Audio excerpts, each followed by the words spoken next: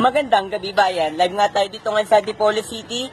Sa aking kinatatayuan kung saan maraming Pilipino ngayon ang nagsasabi na si Leila de Lima daw ay isang mabuting opisyal ng gobyerno na kung saan tumutulong daw sa mga maralita.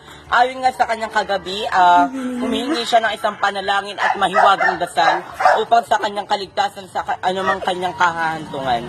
Kapapasok lamang ng balita, si Rupa May Gutierrez ay hindi agad nakapag-produce ng gatas sa kanyang bagong kapanganak na baby. Si Mariel Padilla naman ay siyang nag-donate ng gatas para sa baby ni Rupa. Okay. Sinabi naman dito, dagdag pension ay maibibigay na ngayong March 3, March 10 at March 17. Sa panahong kinatatayuan ni Duterte, kailangan daw simulan na ang pagbabago ngayon. At sinabi naman ng Tanay Rizal, marami daw kaanak ay siyang nag-kiss dahil nga doon sa aksidenteng karumalduman na 15 ang namatay sa Tanay Rizal field trip. Ayon nga sa Bethlehem College of University,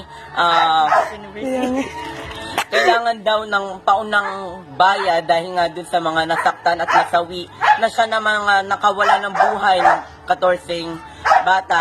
Ayon nga dito, Mike, meron akong nakausap kanina. Meron akong nakausap kanina na ito daw yung mga plant na ito ay siyang nakakatulong upang makapagpawala ng karamdaman, lalong-lalo na rin ang mga kaimito at kamyas na kung saan karaniwang ginagamit upang mapangalagaan ang kalikasan. Kaya naman mga kabayan, punta na dito sa Antipolo City at let's go, go, go!